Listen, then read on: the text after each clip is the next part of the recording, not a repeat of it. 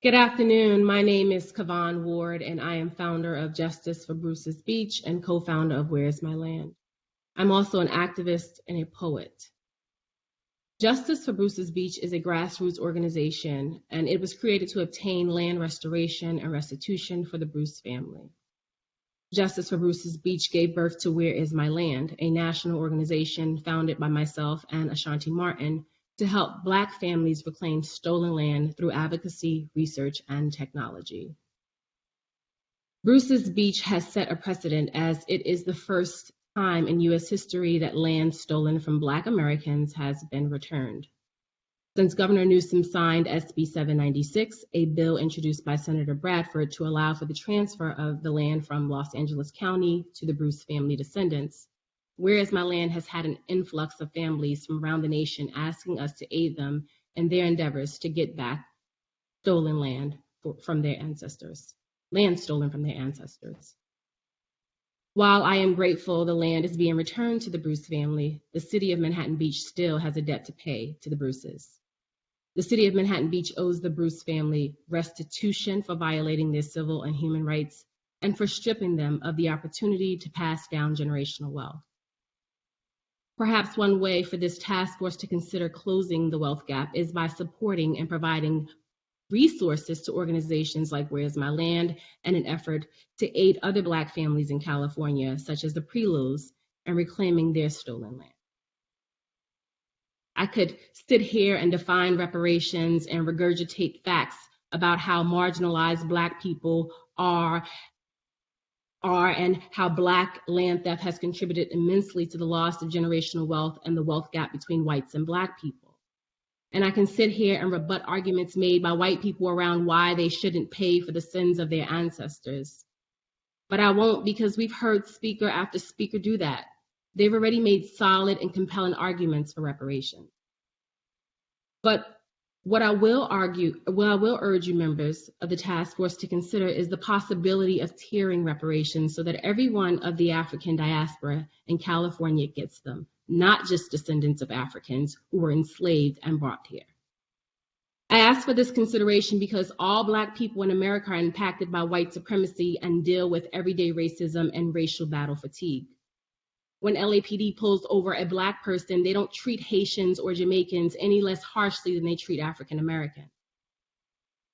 When I was asked to testify before this task force, I was asked to talk about why I believe reparations are important, who I propose reparations be paid to, and what I think reparations should be paid for. The best way for me as a poet to answer the what question is through poetry. So I'd like to close with this reparations piece I created. As Ta-Nehisi Coates said, America begins in Black plunder and white democracy. Two features that are not contradictory, but complementary. Every whip slash inflicted on their backs ironically gave them strength to carry on their shoulders the burden of trickery, treachery, and conformity. Let's not forget the burden of you dismantling the Black family and using Black babies to breed human machinery.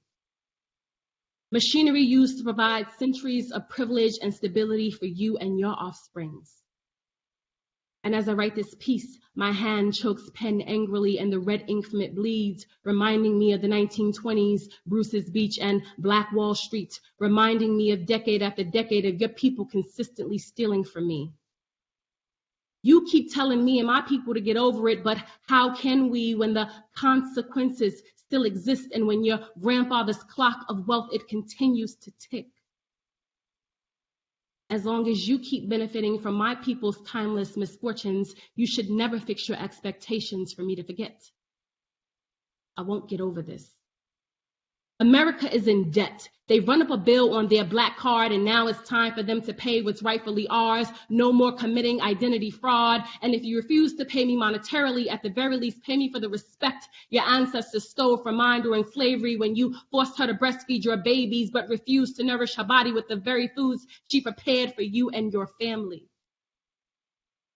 The balance won't disappear. It'll only accrue more interest until you take serious our interest and make payments.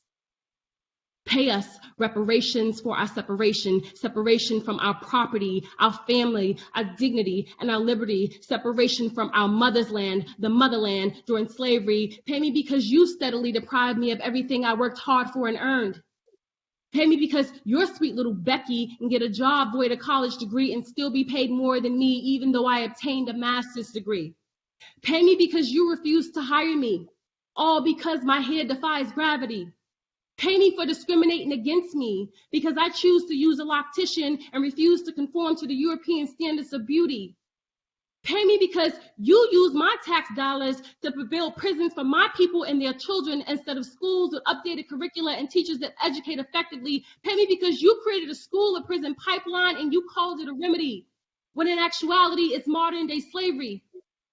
Pay me because I have to prepare my child to expect police brutality and to accept the reality that the cops can kill her and walk away scot-free. Pay me for redlining, white flight, and the red, white, and blue light signaling for me to pull over, all because I'm driving while black in a white neighborhood at night. Pay us for standing on the front lines overseas to fight your war, only to be assaulted for wearing an American uniform once we step back on U.S. soil. Pay me, and pay me handsomely. My hand will continue to choke pen as red ink from it bleeds, reminding me of Troy Anthony Davis, Marissa Alexander, Trayvon Martin, Michael Brown, Eric Garner, Archie Elliott, Oscar Grant, Sandra Bland, Ahmaud Arbery, Christopher DeAndre Mitchell, George Floyd, Breonna Taylor, and so many others. My hand will continue to choke pen and force it to bleed until I am deceased, or until this country has paid me for all they have stolen from me and for the black keloid scars they've left on humanity. Pay me. Thank you for the opportunity to testify here, and I look forward to answering your questions.